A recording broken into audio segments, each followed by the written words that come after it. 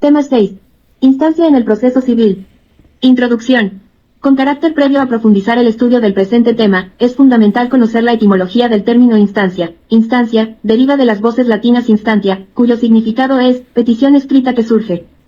Asimismo, pasamos a dar a conocer el concepto del tema de estudio, concepto de instancia procesal. En el léxico del derecho señalamos que instancia es cada uno de los grados jurisdiccionales que la ley tiene establecido para ventilar y sentenciar, en términos más claros refiere a las fases del proceso denominada técnicamente, la instancia procesal. Concepto de instancia por Eduardo Couture. Eduardo Couture define a las instancias señalando que es la denominación que se da a cada una de las etapas o grados del proceso y que van desde la promoción del juicio hasta la sentencia definitiva o desde la interposición del recurso de apelación hasta la sentencia que se dicte sobre él. Se habla entonces de la sentencia de primera instancia o de segunda instancia. Con relación al tema de estudio, la amplia doctrina al respecto establece que la instancia en el proceso judicial es toda esa serie de actos que tiene que ser realizados cronológicamente por los sujetos procesales o partes en el proceso desde el inicio hasta llegar a la culminación o emisión del fallo o sentencia. Entonces la instancia procesal es el conjunto de actos, plazos y formalidades que tienen de igual manera dar a conocer el planteamiento de la prueba y juzgamiento de un litigio. En ese tenor, y para los fines del presente estudio, podemos señalar que la instancia es la fase constituida por una serie de actos, plazos y formalidades que comienzan con la demanda y terminan con la emisión del fallo, sentencia. De tal manera cada una de las etapas o grados en el proceso, corrientemente en la tramitación de un juicio se puede dar dos instancias, siendo la primera y segunda instancia, que para un mejor entendimiento se pasa a dar a conocer, la primera instancia.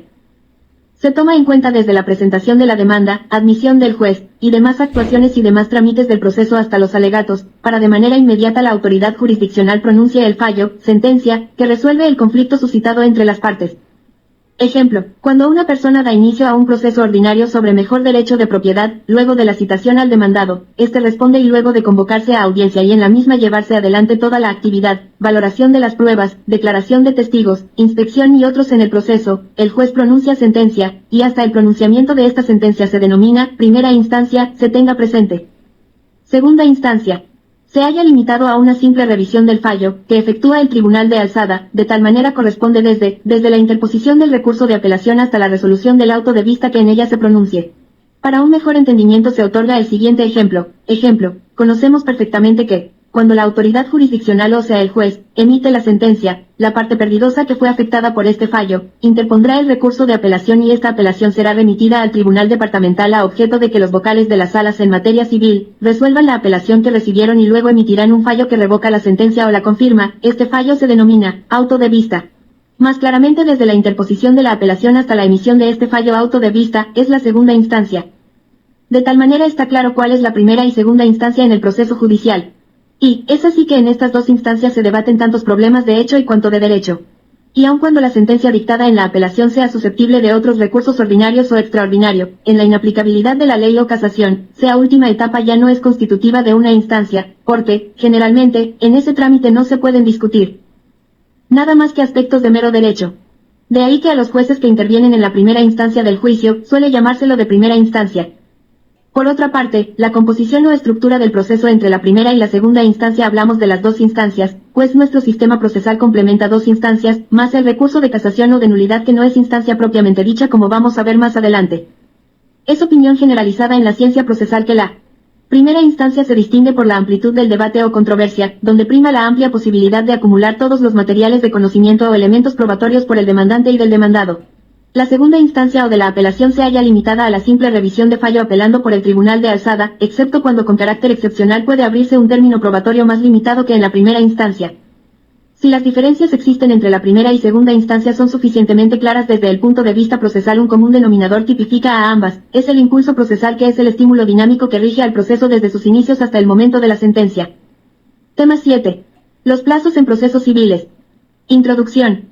El presente tema de bastante relevancia jurídica, toda vez que los procesos judiciales están sujetos a plazos procesales y aquellos plazos, considerados lapsos de tiempo determinados en la ley, y también fijados por los jueces o en algunos casos convenidos por las partes para la realización de determinados actos procesales. Etimología.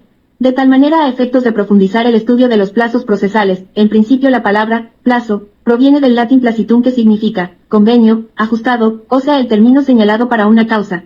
Desde ese punto de vista se pasa a dar el concepto de plazo procesal, es el espacio de tiempo concedido a las partes En un proceso u otros actos procesales, para comparecer, responder, probar, alegar, consentir o negar conforme a ley. Y, para un mejor entendimiento, se tome muy en cuenta que en materia de derecho, concretamente en los procesos judiciales el tiempo crea, modificada y extingue derechos procesales, de tal manera se tenga presente que dentro de los plazos deben cumplirse las cargas procesales, de lo contrario estamos sujetos a que no se dé curso a nuestras peticiones o presentación de nuestros recursos. Por ejemplo, si la parte perdidosa que fue afectada por la sentencia, tiene 10 días para apelar, luego que fue legalmente notificado, pero si apela después de estos 10 días, precluido, o sea perdió su derecho a apelar y esto significa haber perdido el proceso, sin derecho a ningún recurso posterior. De lo señalado y para profundizar el conocimiento de los universitarios, se hace conocer todos los aspectos referentes a los plazos procesales, valo los siguientes puntos. Transcurso de los plazos procesales. Los plazos transcurrirán en forma interrumpida, salvo disposición contrario y se exceptúan en los siguientes casos. 1. Cuando el plazo de duración no exceda los 15 días, los cuales solo se computarán los días hábiles. 2. En el cómputo de los plazos que excedan los 15 días se computará los días hábiles y los inhábiles. Clasificación de los plazos. Dentro del ámbito de la actividad judicial, la norma determina el cumplimiento de plazos procesales de carácter perentorio, que deben ser acatadas por todo el sujeto procesal, por lo que su inobservancia da lugar a la preclusión.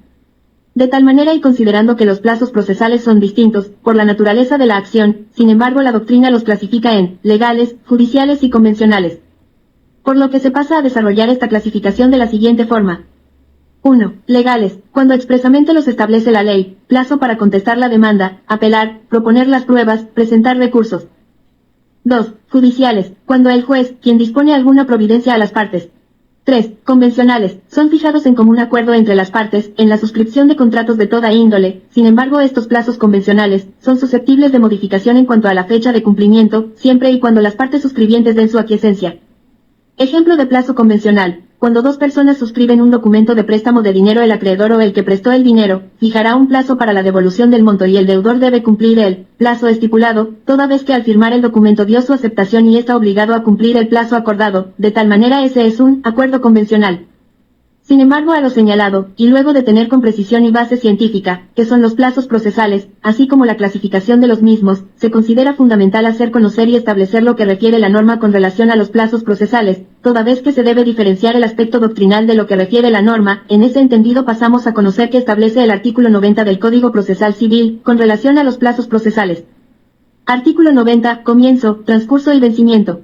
Los plazos establecidos para las partes comenzarán a correr para cada una de ellas, a partir del día siguiente hábil de la respectiva citación o notificación, salvo que por disposición de la ley o de la naturaleza de la actividad a cumplirse tuviere el carácter de comunes, en cuyo caso correrán a partir del día hábil siguiente al de la última notificación. Primero, los plazos transcurrirán en forma interrumpida, salvo disposición contraria. Se exceptúan los plazos cuya duración no exceda de 15 días, los cuales solo se computarán los días hábiles. En el cómputo de los plazos que excedan los 15 días se computarán los días hábiles y los inhábiles. Segundo, los plazos vencen el último momento hábil del horario de funcionamiento de los juzgados si resultare que el último día corresponde a día inhábil, el plazo quedará prorrogado hasta el primer día hábil siguiente. Tercero, vencido el plazo, la o el secretario, sin necesidad de orden alguna informará verbalmente del vencimiento a las autoridades judiciales, a fin de que dicte la resolución que corresponda. De lo señalado y luego de conocer lo que refiere la norma con relación al comienzo, transcurso y cuando vencen los plazos procesales, no puede pasar por alto que el universitario que estudia la carrera de Derecho, conozca de igual manera, cuando se considera días hábiles y horas hábiles, en el desenvolvimiento de las actividades judiciales. En ese entendido, para tener mayores luces sobre este punto analizamos la norma, concretamente lo que establece el artículo 91 del Adjetivo Civil, el mismo establece lo siguiente. Artículo 91, días y horas hábiles. Primero, son días hábiles para la realización de los actos procesales todos aquellos en los cuales funcionan los juzgados y tribunales del Estado plurinacional. Segundo, son horas hábiles las correspondientes al horario de funcionamiento de las oficinas judiciales. Sin embargo, tratándose de diligencia que deban practicarse fuera de juzgado, serán horas hábiles las que medien entre las 6 y las 19 horas. Entonces está claro, que conforme establece la referida norma días hábiles, son los días que funcionan los estrados judiciales o sea de lunes a viernes. Y, horas hábiles el horario de atención al público, o sea los juzgados atienden al público desde 8:30 de la mañana y culmina sus actividades a horas 6:30 de la tarde. Tema 8. Medios de prueba. Etimología. La palabra prueba, deriva de voz latina, probus, cuyo significado es, bueno, honrado, que se puede confiar en él. Concepto. El término prueba en su significado más común se refiere a la acción y efecto de probar. Es un medio de verificación de las proporciones que los litigantes formulan en el proceso. Prueba es la operación tendiente de hallar algo incierto, o demostrar la verdad de algo que se afirma como cierto. Eduardo Couture, al referirse al tema específicamente en sentido jurídico procesal, dice, la prueba es ambas cosas, es un sentido de averiguación y un método de comprobación. La prueba en el proceso civil es normalmente, comprobación, demostración, corroboración de la verdad o falsedad de las proposiciones formuladas en el juicio. La prueba civil se parece a la prueba matemática, una operación destinada a demostrar la verdad de otra operación. Necesidad de la prueba. La función principal del juez es el conocimiento de los hechos, para comprobar su veracidad como lo han expuesto las partes como fundamento de sus pretensiones, para dictar sentencia en el marco de los antecedentes fácticos de la norma jurídica que aplicará a resolver el caso. La prueba dentro del desarrollo de un juicio, se constituye en la verdadera esencia del proceso y sujeto al imperio de la ley, el mismo que permite juzgar a la autoridad judicial en consideración a los hechos alegados por las partes dentro del proceso, por cuya circunstancia, la prueba como actividad dirigida a despejar la incógnita sobre los hechos controvertidos, se convierte en el núcleo del proceso y en su objeto básico. El ofrecimiento de la prueba. Las partes deberán presentar sus pruebas por escrito dentro de la demanda, reconvención o contestación. Es útil recordar que los medios legales, así los moralmente legítimos, serán hábiles para probar la verdad. El diligenciamiento y comunicación de la prueba. Refiere a que una vez presentada la prueba documental por parte del demandante, es admitida por la autoridad jurisdiccional, juez, esta autoridad está obligado a poner en conocimiento del demandado a efectos de que de igual manera presente sus pruebas en la contestación a la demanda y cumplido con las formalidades legales el juez, señalará día y hora para la audiencia preliminar en la cual se llevarán adelante todas las actividades procesales y se recepcionará la declaración de los testigos, asimismo dispondrá se lleve adelante la inspección judicial, la confesión judicial, y otros etc. Valoración de la prueba. Se puede definir como aquella operación mental que realiza la autoridad jurisdiccional con el objeto de obtener de cada elemento probatorio la suficiente convicción. La valoración de la prueba consiste en el acto esencialmente intelectivo que realiza el juez para establecer la fuerza probatoria relativa que tiene cada uno de los medios de prueba para llegar al resultado. Cada medio de prueba es apto de valoración de la autoridad judicial. La valoración de la prueba constituye una actividad procesal exclusiva del juez que la ejercerá en ocasión de dictar la sentencia, aunque ello no incluye que también la aprecie durante su producción, tiene una trascendencia fundamental, porque ella define el proceso. Las pruebas y la verdad se correlacionan, porque mediante la prueba adquirimos la verdad. Medios de prueba en el proceso civil. Se debe considerar y tomar muy en cuenta, que en los procesos judiciales, penales, familiares, laborales, civiles y otros, existen requisitos y limitaciones para la presentación de pruebas. Sin embargo, es pertinente establecer con precisión qué pruebas rigen y están permitidas en los procesos civiles. Para cuyo efecto y mayor entendimiento, nos remitimos a lo que establece el adjetivo civil en su art. 144, el mismo que refiere. Art. 144 CPC. Medios de prueba. Primero, son medios legales de prueba, los documentos, la confesión, las declaraciones de testigos, la inspección judicial, la reconstrucción de hechos, el peritaje, las presunciones y la prueba por informe. Segundo, igualmente se consideran medios legales de prueba los documentos y firmas digitales y los documentos generales mediante correo electrónico, en las condiciones previstas en la ley. Tercero, las partes pueden valerse de cualquier otro medio de prueba no prohibido expresamente por la ley, y que consideren conducentes a la demostración de sus pretensiones. Estos medios se promoverán y evacuarán aplicando por analogía las disposiciones relativas a los medios de prueba semejantes contemplados en el presente código, y en su defecto en la forma que disponga la autoridad judicial. Prueba documental y su presentación en procesos judiciales. Sobre este punto la norma establece la forma y requisitos de presentación de la prueba documental, en ese entendido el art. 147 del CPC. Determina lo siguiente. Prueba documental. Art. 147. Documentos. Primero, la prueba documental será presentada por la parte a quien interesa o cuando la autoridad judicial así lo requiere en los casos en que la ley o la naturaleza de los hechos lo precisare. Segundo, los documentos serán presentados en originales. Si se tratare de fotocopias legalizadas deberán guardar fidelidad con el original, acreditada por servidora o servidor público autorizado que tenga el original en su poder y que, en caso de duda, deberá exhibirlo. Tercero, los documentos públicos otorgados en el extranjero debidamente legalizados ante la respectiva autoridad pública, serán presentados para su admisión y procesamiento en la causa, salvo las excepciones establecidas en leyes o tratados. Tratándose de documentos redactados en idioma extranjero, deberá acompañarse la traducción legal en cada caso, salvo las excepciones mencionadas. Cuarto, cuando se trate de libros o documentos extensos, la traducción comprenderá solo aquella parte o partes pertinentes al objeto del proceso. Otros medios de prueba en procesos civiles. Dentro de los procesos civiles las partes pueden valerse de otros medios de prueba, siendo uno de ellos la confesión. De tal manera tenemos que, la confesión, según el diccionario jurídico, declaración que, sobre lo sabido o hecho por él, hace alguien voluntariamente o preguntado por otro. De tal manera, teniendo conocimiento que es la confesión, es fundamental conocer qué es la confesión judicial y tenemos que la CONFESION judicial, es uno de los medios de prueba admitidos en proceso civil, cuya finalidad es lograr el reconocimiento de la parte contraria de un hecho sujeto a debate, que perjudique a la parte declarante y favorezca al solicitante de la confesión. De lo señalado y habiendo establecido qué es la confesión, es fundamental remitirnos a la norma a efectos de establecer las clases de confesión. En ese entendido el art. 157 del adjetivo civil establece. Art. 157 CPC. Clases de CONFESION. Pleca. Existe dos clases de confesión: la judicial, que podrá ser probada o espontánea, y la extrajudicial. 2. Es confesión judicial provocada la que una parte absolviere en virtud de petición expresa y conforme a interrogatorio de la otra parte o dispuesta a oficio por la autoridad judicial, bajo juramento o promesa de decir la verdad y demás formalidades de ley. Y es confesión judicial espontánea al que se formulare en la demanda, la contestación o en cualquier otro acto del proceso y aun en ejecución de sentencia, sin interrogatorio previo. En este último caso, lo sabido o hecho por él, hace alguien voluntariamente o preguntado por otro. De tal manera, teniendo conocimiento que es la confesión, es fundamental conocer qué es la confesión judicial y tenemos que. La confesión judicial es uno de los medios de prueba admitidos en proceso civil, cuya finalidad es lograr el reconocimiento de la parte contraria de un hecho sujeto a debate, que perjudique a la parte declarante y favorezca al solicitante de la confesión. De lo señalado y habiendo establecido qué es la confesión, es fundamental remitirnos a la norma a efectos de establecer las clases de confesión. En ese entendido el art. 157 del adjetivo civil establece. Art. 157 CPC. Clases de confesión. Primero, existe dos clases de confesión: la judicial, que podrá ser probada o espontánea, y la extrajudicial. Segundo, es confesión judicial provocada la que una parte absolviere en virtud de petición expresa y conforme a interrogatorio de la otra parte o dispuesta a oficio por la autoridad judicial, bajo juramento o promesa de decir la verdad y demás formalidades de ley. Tercero, es confesión judicial espontánea al que se formulare en la demanda, la contestación o en cualquier otro acto del proceso y aun en ejecución de sentencia, sin interrogatorio previo. En este último caso, importará renunciar a los beneficios acordados en la sentencia.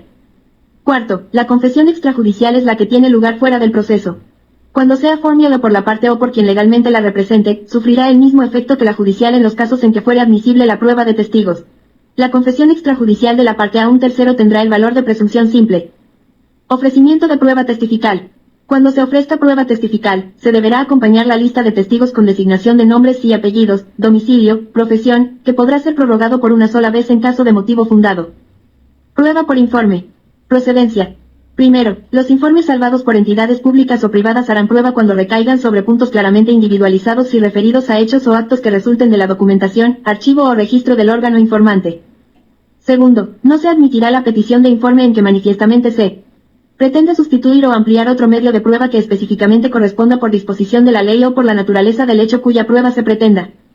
Tercero, la entidad requerida podrá representar el informe solicitado si existiere causa de reserva o secreto, lo que se pondrá en conocimiento de la autoridad judicial dentro de 5 días de recibida la orden, en cuyo caso se observará la resolución que al efecto se dicte. Artículo 193. Procedencia. L. La prueba pericial será admisible cuando la apreciación de los hechos que interesan al proceso requiriere conocimientos especializados en alguna ciencia, arte, industria o técnica. L. Las partes podrán solicitar solo un dictamen pericial sobre un mismo punto, salvo que se produjera la impugnación de sus conclusiones en tiempo y forma oportunos. La autoridad judicial podrá disponer de oficio un nuevo dictamen cuando, a su juicio, fuere necesario. Dentro de los elementos de prueba conforme lo señalado, también es considerado la pericia o peritación. De tal manera, la pericia es medio de prueba que efectúa un perito entendido en una determinada área, oficio o profesión. En materia civil se puede efectuar pericia de un documento o contrato en el cual habría suplantado las firmas, por lo que el juez dispondrá que el IDIF practique dicha pericia. Inspección judicial. De igual manera, otro elemento de prueba es la inspección judicial, donde el juez acude al lugar del hecho o al lugar donde se encuentra el inmueble u objeto para establecer la existencia del mismo. Tema 9. La sentencia en el proceso civil. Introducción. Se tenga presente que, en el proceso civil, la sentencia es el fallo que emite la autoridad jurisdiccional, donde en virtud a la fundamentación, pruebas de las partes litigantes y llevar adelante todas las actividades procedimentales, se da la razón al que mejor demostró su pretensión en el desarrollo del proceso. Lo que significa que con la emisión de la sentencia, se da por finalizado la contienda de las partes que ponen en juego sus voluntades y definiendo el cual se manifiesta la voluntad de la ley, declarando el derecho invocado por el actor o el del demandado. Llega al fin el proceso cuando el juez declara la existencia o inexistencia de la voluntad de la ley en favor de quien dispuso mejores fundamentos y mejores elementos de prueba. De lo señalado se tenga presente que la sentencia en el proceso es la parte más importante porque el juez resume en su contenido todas las diligencias providenciadas en el desarrollo del proceso y efectúa la interpretación judicial y consideración de las determinaciones.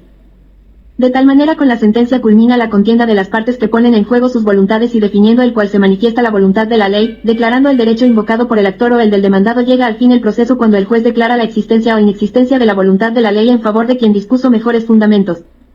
Concepto de sentencia. El término sentencia proviene del latín, sentencia, equivale a dictamen o parecer que uno tiene o sigue.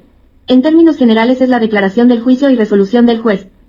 Análisis doctrinal de la sentencia. El procesalista Eduardo Couture refiere sobre la sentencia, describiendo desde tres aspectos. Como hecho jurídico.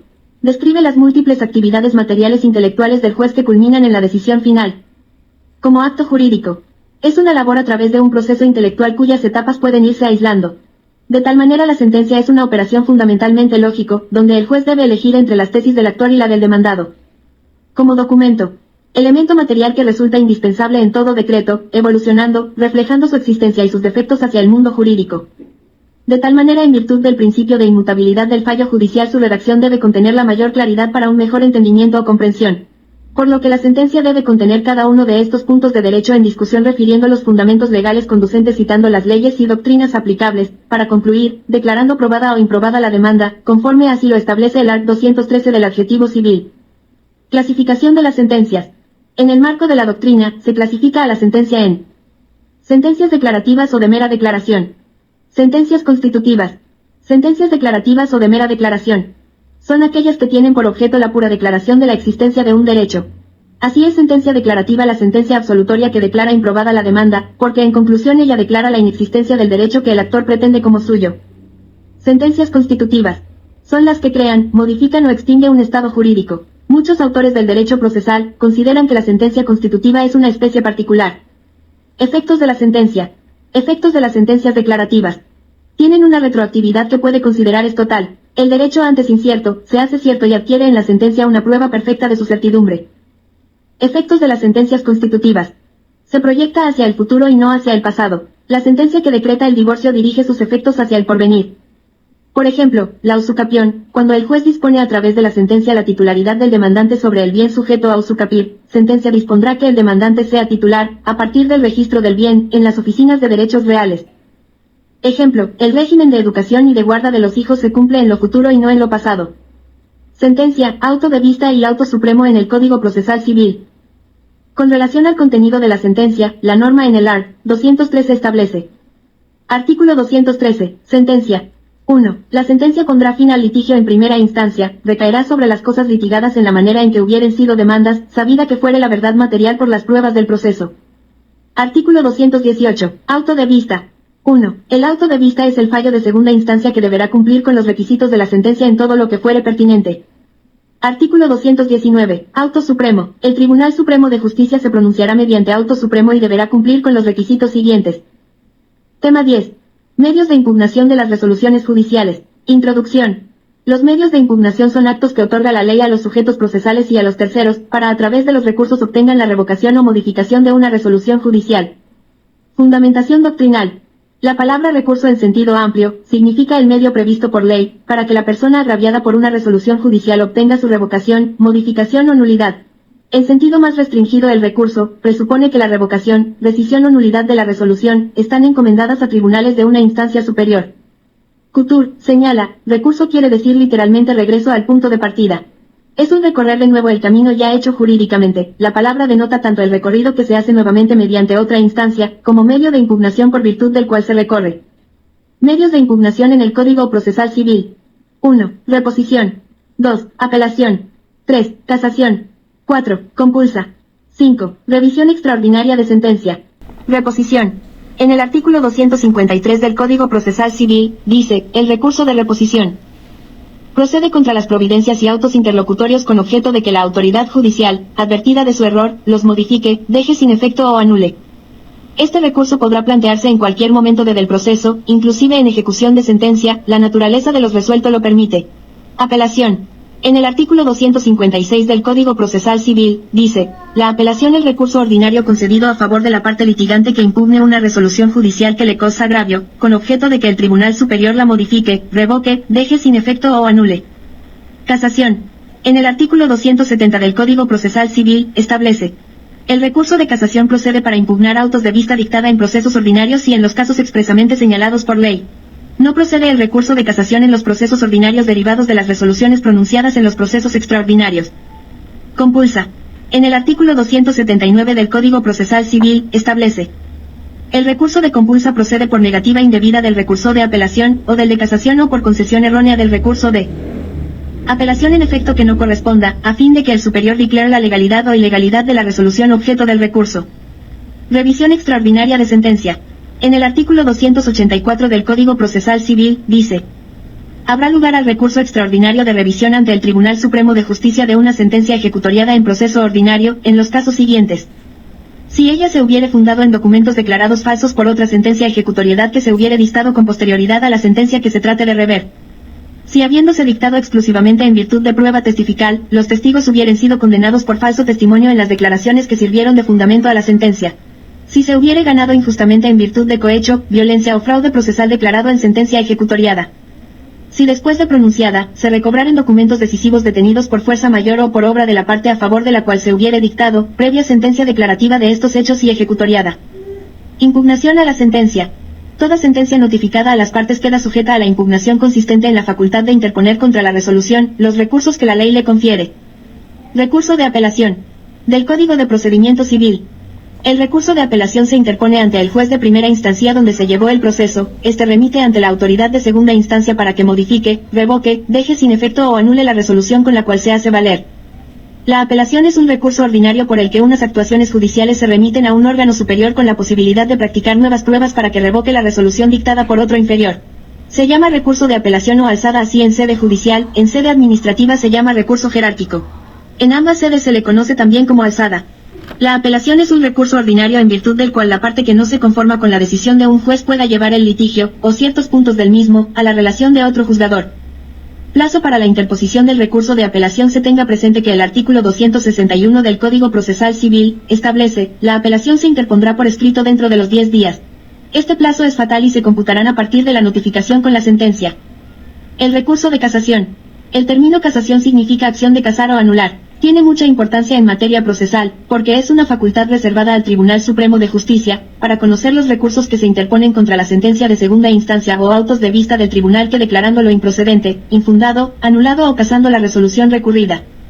En nuestra legislación el recurso de casación se halla previsto en los artículos 270 al 278 del Código Procesal Civil, como recurso extraordinario de puro derecho, considerándose que no es una instancia, sin embargo algunos la consideran como tal, o sea como última instancia del proceso. El tribunal o magistrado casa el auto recurrido que infringiere la ley o leyes acusadas en el recurso fallando en lo principal del proceso, aplicando las leyes conculcadas y condenados en responsabilidad de multa al juez o tribunal. La casación puede ser total o parcial. Plazo para interponer recurso de casación. Conforme establece el artículo 273 del Código de Procesal Civil, se interpondrá en todos los casos, dentro del plazo de 10 días computables a partir de la notificación con el auto de vista.